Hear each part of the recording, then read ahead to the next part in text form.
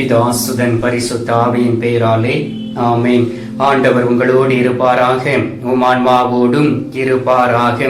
நீதிமொழிகள் புத்தகத்தில் இருந்து வாசகம், அதிகாரம் 12, இறை வார்த்தை 22. பொய் உரைக்கும் நாவை ஆண்டவர் அருவருக்கின்றார், உண்மையாய் நடக்கிறவர்களை அவர் அரவணைக்கிறார். ஆண்டவரின் அருள்வாக்கு. இறைவா உமக்கு நன்றி. கிறிஸ்துவுக்குள் பிரியமான என் அன்பு சகோதர சகோதரிகளே, ஆண்டவர் உங்களையும் என்னையும் நிறைவாய் ஆசீர்வதித்திருக்கின்றார். எனவே உள்ளத்தின் ஆழத்திலிருந்து ஆண்டவருக்கு நன்றி செலுத்துவோம்.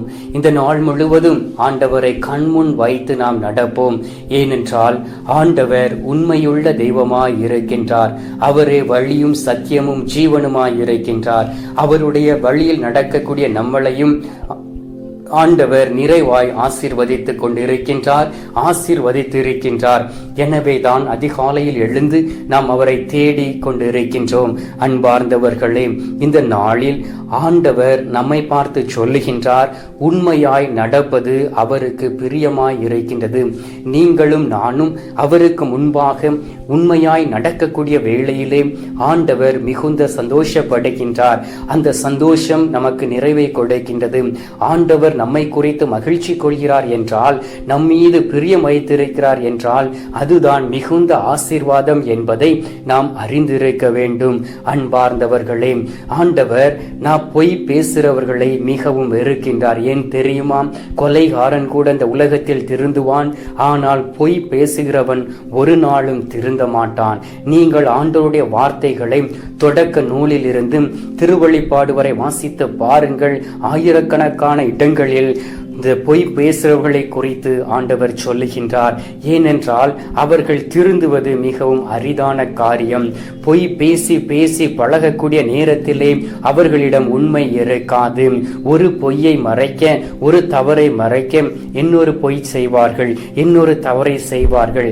இப்படிப்பட்டவர்களை ஆண்டவர் மிகவும் அருவருக்கின்றார். ஒருவேளை நீங்கள் உங்களுடைய காரியங்களை உங்களுடைய கணவரிடம் மறைத்திருக்கலாம், உங்களுடைய மனைவியிடம் இருக்கலாம், பிள்ளைகள் படிக்கக்கூடிய காலகட்டங்களில் உங்களுடைய ஆசிரியர்களிடமும் உங்களுடைய தாய் தந்தைகளிடம் பொய் சொல்லி இருக்கலாம், அல்லது பொய்க்கு துணை சென்றிருக்கலாம். உங்களுக்கு உண்மை என்று தெரிந்தும் கூட நீங்களும் சேர்ந்து பொய் பேசியிருக்கலாம். இந்த நாளில் நாம் ஆண்டவரிடம் மன்றாடி கேட்கக்கூடிய வேளையிலே ஆண்டவர் இப்படிப்பட்ட பாவ செயல்களை நம்மிடமிருந்து எடுத்து மாற்றி நம்மை பலப்படுத்தி, நம்மை தூய்மைப்படுத்தி, நம்மை ஆசீர்வதிப்பார். ஏனென்றால் பொய்யுரைக்கும் நாவை ஆண்டவர் அறவே வெறுக்கின்றார். உண்மையாய் நடக்கிறவர்களை அவர் அரவணைக்கின்றார். பாருங்கள், ஆண்டவர் நம்மை வந்து அரவணைப்பது எவ்வளவு ஒரு அற்புதமான ஒரு காரியம். ஆண்டவரே விண்ணகத்திலிருந்து இறங்கி வந்து நம்மை அவர் மார்போடு அணைத்து கொண்டு ஒரு தாய் தேற்றுவதை போல் தேற்றுவது எவ்வளவு ஒரு ஆசீர்வாதமான செயல் என்பதை நாம் அறிந்திருக்கின்றோம். திருப்பாடல்கள் 37வது அதிகாரம் 28வது இறை வார்த்தை வாசித்து பாருங்கள். ஆண்டவர் நேர்மையை விரும்புகின்றார். தம் அன்பரை அவர் கைவிடுவதில்லை, அவர்களை என்றும் பாதுகாக்கின்றார். நம்மை அரவணைக்கக்கூடிய கடவுள் நம்மை முழுவதுமாய் பாதுகாக்கின்றார். எப்பொழுது தெரியுமா? நீங்களும் நானும் நேர்மையாய் நடக்கும் பொழுது, பொய்யை கண்டு ஓடக்கூடிய வேளையிலே, பொய் என்கின்ற பாவத்தை நம்முடைய வாழ்க்கையில் இருந்து அகற்றக்கூடிய வேளையிலே ஆண்டவர் உண்மையிலும் உண்மையுமாக நம்மை பாதுகாக்குகின்றார். எனவே ஆண்டவர் நம்மை பாதுகாக்கக்கூடிய வேளையிலே எந்த ஒரு தீமையும் நம்முடைய வாழ்க்கையில் அணுகாது. எனவே அன்பார்ந்தவர்களே, தீமையான காரியங்களை நாம் செய்யக்கூடிய வேளையிலே ஆண்டவர் அதை அருவருத்து நம்மை அதிலிருந்து மீட்டு ரட்சிக்கக்கூடியவராய் இருக்கின்றார். எனவே ஆண்டவருக்கு முன்பாக, மற்றவர்களுக்கு முன்பாகவும் நாம் நேர்மையோடு வாழக்கூடிய வேளையிலே ஆண்டவர் நம்முடைய உள்ளத்தை ஆய்ந்து அறிந்து பார்த்து நம்மை நிறைவாய் ஆசீர்வதிக்கின்றார். திருப்பாடல்கள் 55வது அதிகாரம் 22வது வார்த்தையில் சொல்லப்பட்டு இருக்கின்றது, அவர் நேர்மையாளரை ஒருபொழுதும் வீழ்ச்சியுற விட மாட்டார். நேர்மையோடு நடக்கிறவர்களை அவர் ஒரு நாளும் கீழே தள்ளிவிட மாட்டார். அப்படி அவர்கள் விழக்கூடிய சூழ்நிலைகளிலும் வல்லமையான தூதர்களை கொண்டு அவர்களை தாங்கிக் கொள்வார். பாருங்கள் அன்பார்ந்தவர்களே, பொய்யான வழியில் நடப்பவர்களுக்கும் நேர்மையான வழியில் நடப்பவர்களுக்கும் ஆண்டவர் செய்யக்கூடிய செயல் என்ன என்பதை இந்த நாளில் நமக்கு வெளிப்படுத்தி கொண்டு இருக்கின்றார். உண்மையாய் நடக்கிறவர்கள் கடவுளுக்கு விருப்பம், அவருடைய உள்ளம் மிகவும் மகிழ்ச்சி கொள்ளும் என்று ஆண்டவர் சொல்லுகின்றார். நம் கடவுள் உண்மையில் இருக்கிறபடியினால் நம்மிடத்திலும் உண்மையை அவர் எதிர்பார்க்கின்றார். கோடிக்கணக்கான மக்கள் இருந்தாலும் ஊழியர்கள் இருந்தாலும் உண்மை உள்ளவர்கள் மேல் கடவுள் மிகவும் பிரியமாய் இருக்கின்றார். அவர்களை அவர் நம்புகின்றார். ஆம் அன்பார்ந்தவர்களே, நாம் இந்த உலகத்தில் வாழக்கூடிய நாட்களில் யாருக்கு பிரியமாய் இருக்கின்றோம், நாம் யாருக்கு துணை போகின்றோம், எப்படி ஒரு வாழ்க்கை வாழ்கின்றோம் என்பதை நாம் அறிந்திருக்க வேண்டும். நாம் எல்லோரும் பாவிகள், நாம் பாவத்தில் விழுவோம், நாம் தவறுகளை செய்வோம். ஆனாலும் ஆண்டவர் விரும்பக்கூடிய வாழ்க்கை வாழக்கூடிய வேளையிலே ஆண்டவர் நம்மோடு கூட இருப்பார். ஆண்டவருக்கு பிரியமாய் இருக்கின்றது. உண்மை என்பது ஒரு நாளும் அதை புதைத்து வைக்க முடியாது. அன்பார்ந்தவர்களே, சில நேரங்களில் நீங்கள் உண்மை பேசி தோல்வியுற்றவர்களைப் போல் நீங்கள் உணரலாம். நீங்கள் தோல்வியை சந்தித்திருக்கலாம். நீங்கள் பொறுமையாய் இருக்கும் பொழுது ஆண்டவர் உங்களுக்காக போராடுவார். சீராக்கு 4வது அதிகாரம் 28வது வார்த்தையில் சொல்லப்பட்டு இருக்கின்றது, சாகுமறை உண்மைக்காக போராடும், ஆண்டவர் உனக்காக போராடுவார் என்று சொல்லி நம்முடைய கழுத்திற்கு கத்தி வந்தாலும் கூட உண்மைக்காக போராடக்கூடிய நேரத்திலே ஆண்டவர் நமக்காக போராடி நமக்கு வெற்றியை தரக்கூடிய தெய்வமாய் இருக்கின்றார். எனவே நாம் ஆண்டவரிடம் கேட்கக்கூடிய நேரத்திலே ஆண்டவர் நமக்கு சில நேரங்களில் போராட்டங்களை அனுமதிக்கக்கூடிய நேரத்திலும் கூட கடைசி வரை உண்மைக்காக போராட வேண்டும். அன்பார்ந்தவர்களே, அநேக முறை என்னுடைய வாழ்க்கையிலும் இதே போல் காரியங்களை நான் சந்தித்து இருக்கின்றேன். எனக்கு எதிராக போலியான காகிதங்களை எழுதி 1000 எழுதி என்னுடைய பெயரை கெடுத்து இருக்கிறார்கள் சக குருக்கள். எனக்கு எதிராக எவ்வளவு தீமைகளை செய்திருக்கிறார்கள். எனக்கு எதிராக தவறான லெட்டர்களை எழுதி என்னை காயப்படுத்தி இருக்கிறார்கள். ஆனால் என் ஆண்டவருக்கு முன்பாகவும் என்னுடைய ஆயருக்கு முன்பாகவும் உண்மையாய் நான் இருந்தபடியினால் ஆண்டவர் ஒரு நாளும் என்னை வீழ்ச்சியுற விடவில்லை. ஆண்டவர் என்னை கைவிடவில்லை. ஆண்டவர் என்னை பாதுகாத்தார். அவர்களுடைய தூதரை அனுப்பி என்னை தாங்கிக் கொண்டார். அன்பார்ந்தவர்களே, எனக்கு அந்த அனுபவம் இருக்கின்றது.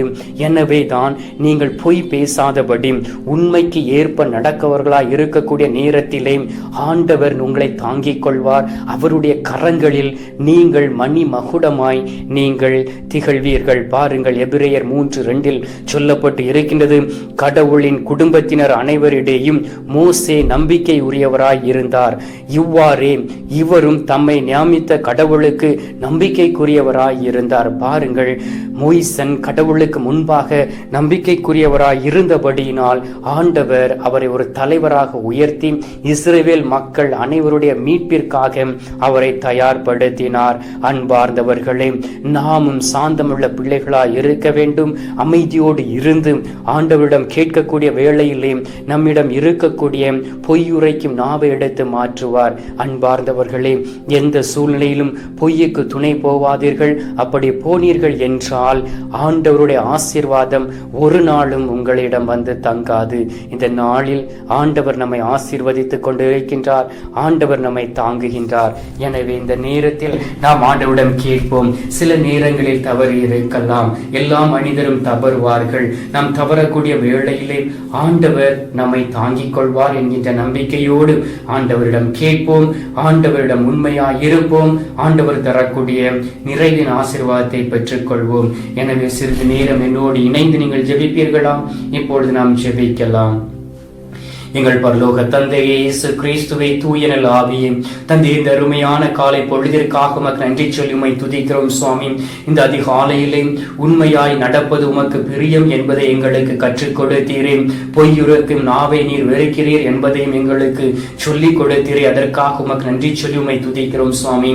தகப்பனே, அநேக முறை சூழ்நிலைக்கு ஏற்ப நாங்கள் பொய் சொல்லி இருக்கின்றோம், மற்றவர்களை ஏமாற்றி இருக்கின்றோம், மற்றவர்களை நாங்கள் காயப்படுத்தி இருக்கின்றோம். இந்த செயல்கள் ஒவ்வொன்றையும் அது கல்வாரி பாதத்தில் ஒப்புக் கொடுத்து வேதனையோடு நின்று ஜெபிக்கிறோம் சுவாமி. தகப்பனே, இதே போல் காரியங்களை எங்களுடைய வாழ்க்கையில் நாங்கள் செய்துவிடாதபடி எப்பொழுதும் நேர்மையோடு இருந்து நீர் விரும்பும் நேர்மையை மற்றவர்களுக்கும் கற்றுக் கொடுத்து நடக்கக்கூடிய பிள்ளைகளாய் எங்களை மாற்றிடுவீராக. அன்பார்ந்த இயேசு சுவாமி, 2 குறிப்பேடு 19வது அதிகாரம் 11வது இறை வார்த்தையில் சொல்லப்பட்டு இருக்கின்றதே, நல்லவரோடு ஆண்டவர் என்றென்றும் இருப்பார் என்று சொல்லி. அன்பார்ந்த கடவுளே, நாங்கள் எப்பொழுதும் நல்லவர்களோடு இருக்கவும் நல்ல உள்ளத்தோடு நடக்கவும் உமக்கு பிரியமான வழிகளை நாங்கள் மற்றவர்களுக்கும் உருவாக்கி கொடுக்கவும் நாங்களும் அந்த வழியில் கடந்து செல்லக்கூடிய நல்ல ஒரு பலத்தை எங்களுக்கு கொடுப்பீராக. தகப்பனே, நீர் எங்கள் மீது நம்பிக்கை வைத்திருக்கின்றீர். அதே நம்பிக்கை நாங்கள் உம் மீது வைத்து நடக்கக்கூடிய ஒரு வல்லமையை தருவீராக. இதுவரை நாங்கள் மற்றவர்களை ஏமாற்றியது போதும் ஆண்டவரே, பொய்யுக்கு துணை சென்றது போதும் அப்பா. ஆண்டவரே, இப்பேற்பட்ட பாவங்கள் தொடர்ந்து வந்து விடாதபடி ஆண்டவரே எங்களை வழி நடத்துவீராக. நாங்கள் நேர்மையோடு நடக்கும் பொழுது நீர் ஒரு நாளும் எங்களை கைவிட்டது இல்லை என்பதை நாங்கள் அறிந்திருக்கின்றோம். ஆண்டவரே, உமது விருப்பம் உண்மையாய் நடப்பது என்பதை இந்த நாளில் எங்களை உணர வைத்திருக்கின்றீர். அன்பார்ந்த இயேசு சுவாமி, இதோ உமது திருமுகத்தை பார்த்து அதிகாலையிலே இந்த கத்தோலிக்க காணொளியின் வழியாக ஜெபிக்கக்கூடிய ஒவ்வொரு பிள்ளைகளையும் ஆசீர்வதிப்பீராக. அவர்கள் மீது மனம் இறங்கி ஆண்டவரே, அவர்களுடைய உள்ளத்தில் இருக்கக்கூடிய வேதனைகளையும் கஷ்டங்களையும் பிரச்சனைகளையும் எடுத்து மாற்றி ஆண்டவரே, நீர் அவர்களை கைவிடாதபடி ஆண்டவரே அவர்களை தாங்கிக் கொள்ளும்படியாக ஜெபிக்கிறேன் சுவாமி. இந்த அதிகாலையிலே அவருடைய விண்ணப்பங்கள் எல்லாவற்றையும் ஆசீர்வதித்திருப்பதற்காக நன்றி. பிள்ளைகளுடைய உள்ளத்தின் தேவைகளை நிறைவு செய்து அவர்களை பரிசுத்தப்படுத்தியிருப்பதற்காக உமக்கு ஸ்தோத்திரம், ஸ்தோத்திரம், ஸ்தோத்திரம். மீட்பெரும் இரட்சகருமான இயேசுவின் திருக்கரத்தில் ஒப்புக் கொடுத்து ஜெபிக்கின்றோம் எங்கள் நல்ல தந்தையே. ஆமேன், ஆமேன். பரலோகத்தில் இருக்கிற எங்கள் பிதாவே, உம்முடைய நாமம் அர்ச்சிக்கப்படுவதாக, உம்முடைய ராஜ்யம் வருக, உம்முடைய சித்தம் பரலோகத்தில் செய்யப்படுவது போல பூலோகத்திலும் செய்யப்படுவதாக. எங்கள் அனுதின உணவை எங்களுக்கு என்று அளித்தருளும். எங்களுக்கு தீமை செய்கிறவர்களை நாங்கள் பொறுப்பது போல எங்கள் பாவங்களை பொறுத்தருளும். எங்களை சோதனை விளவிடாதையும் தீமையில் இருந்து எங்களை ரட்சித்தருளும். ஆமேன். அருள் நிறைந்த மரியே வாழ்க, கர்த்தர் உடனே பெண்களுக்குள் ஆசீர்வதிக்கப்பட்டவள் நீர். உம்முடைய திரு வயிற்றின் கனியாகிய இயேசுவும் ஆசீர்வதிக்கப்பட்டவரே. அச்சிஷ்ட மரியே, சர்வேசுடைய மாதாவே, பாவிகளா இருக்கிற எங்களுக்காக இப்பொழுதும் எங்கள் மரண நேரத்திலும் வேண்டிக் கொள்ளும். ஆமேன். பிதாவுக்கும் சுதனுக்கும் பரிசுத்த ஆவிக்கும் மகிமை உண்டாவதாக. ஆதியில் இருந்தது போல இப்பொழுதும் எப்பொழுதும் என்றென்றும் இருப்பதாக. ஆமேன். அன்பார்ந்தவர்களே, ஆண்டவர் நம்முடைய குரலை கேட்டிருக்கின்றார், நம்முடைய ஜெபத்தை கேட்டிருக்கின்றார். உண்மையாய் நடக்க நம்மை தயார்படுத்தி இருக்கின்றார். எனவே நாம் உண்மையாய் நடக்கும் பொழுது நாம் அவருக்கு பிரியமுள்ள பிள்ளைகளாய் மாறுகின்றோம். இந்த நாளிலும் ஆண்டவருக்கு பிரியமாய் நடப்போம். வரக்கூடிய நாட்களிலும் ஆண்டவருக்கு சாட்சியாய் இருப்போம். இந்த நேரத்தில் நற்கருணை நாதர் தரக்கூடிய ஆசீர்வாதத்தை பெற்றுக்கொள்வோம்.